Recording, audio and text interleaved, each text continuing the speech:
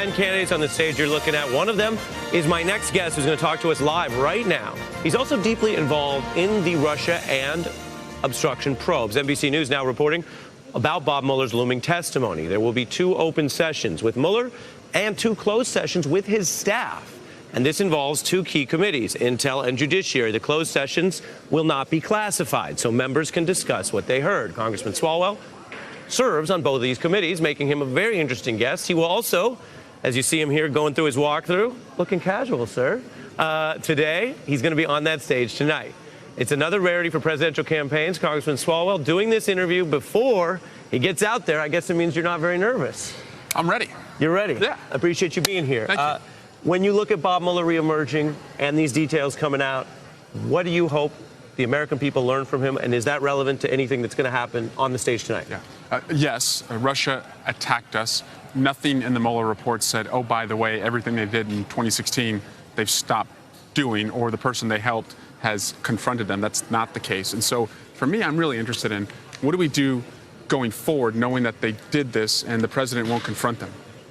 Why was it not friendly subpoena, as your chair put it?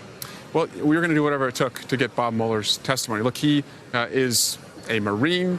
He's a patriot. He's led the FBI, but we needed him to come in and testify. It's going to be illuminating. You know, seeing is believing. Most Americans don't have time, if this is not your job, to read the Mueller report. I think hearing it from him is really going to be eye-opening. What's your goal on tonight's stage?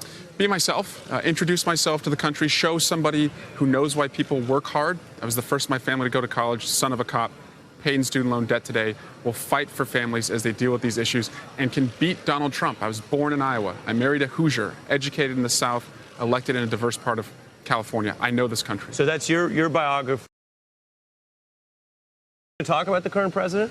Yes. How can we not? I mean, the reason most of us are... They didn't last night. Yeah, that was mind-boggling to me. I mean, he is a threat. You thought your rivals underplayed the key issue last night? Well, I think it's like we were all avoiding, the elephant in the room, which is he's a threat to everything that we value. He's a threat to all of our freedoms, including the freedom to dream, which is if you work hard, you do better, dream bigger. And he only became an elephant recently, because before that he wasn't even in the GOP, right? That's right. That's right. Who do you have your eye on tonight? I mean, you are, and I say this without judgment, but you are not as well known to the voters as a Joe Biden or Bernie Sanders. Do you go out there to draw contrast? Do you go out there to tell folks that there are differences between you two, or you don't look at it like that tonight? No, again, I'm going out there to introduce myself, show the boldness that I'm offering, especially on gun violence. I've pledged to make that my top priority. The only candidate on the stage that's calling for a ban and buyback of every assault weapon in America, and we'll challenge the rest of the field to do that as well. I read that you're bringing a guest on that topic. Tell us about that. Fred Guttenberg is one of my guests. His daughter Jamie died at Parkland, just 50 miles north from here. And Fred and I, we are of the mindset you can keep your pistols, your rifles, and your shotguns, but we can take the most dangerous weapons from the most dangerous people. And the boldness I'm showing on that, I hope to project out on healthcare, on climate, on student loan debt, and for people to see that there will be a fighter in the White House. Let me ask you about that, because I know you care a lot about the issue. And yet I wonder, as we see so many of these serious issues that relate to tragedy and death. For example, your colleague, Beto O'Rourke, posted the photograph that has gone all around the nation of those people who died trying to migrate, and said explicitly, 100%, it's the fault of the current president. Yes, he's right.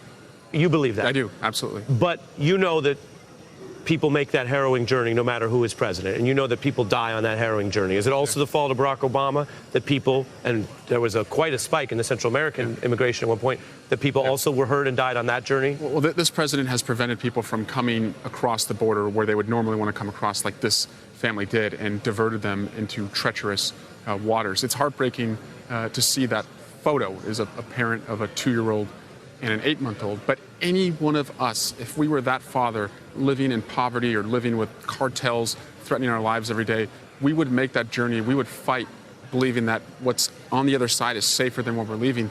Sadly, in this case, it was more dangerous to come to America. And I don't doubt your sincerity, but I do wonder about it. And again, with the gun violence, it's another example where you're weighing in on it, you care a lot about it, but certainly not every gun death can be pinned on a particular politician.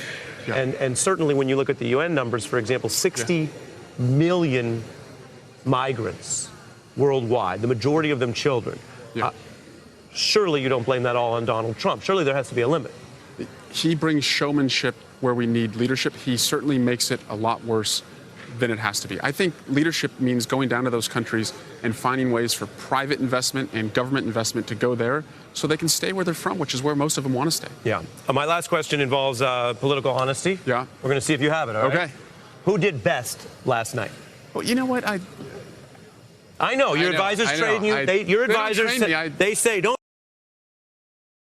be honest. I'm curious. Yeah. It's very interesting. You're about to take the stage tonight. Who do you think did well last night? Look, they all made their case. I had the opportunity of sitting on the couch with my wife, with our 2-year-old screaming upstairs, and he came down, at one point. So we were dealing with that. I'm impressed by all of them. You're taking a pass. Yeah. Oh, yeah. Okay. But I'm honest about taking a pass. You're honest about taking a pass. How will you know if you did well in tonight's debate?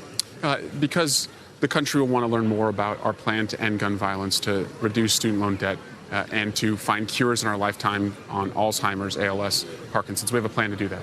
It's a big night. A lot of folks go into isolation chambers. We don't know where they go before the I'm here. Debate. You're here at the Beat Desk. I really appreciate it, Congressman. Thanks for taking the questions. I appreciate it. Hey, I'm Ari Melber from MSNBC. You can see more of our videos right here, or better yet, subscribe to our YouTube channel below. You could have been anywhere in the world, but you're here with us, and we appreciate that.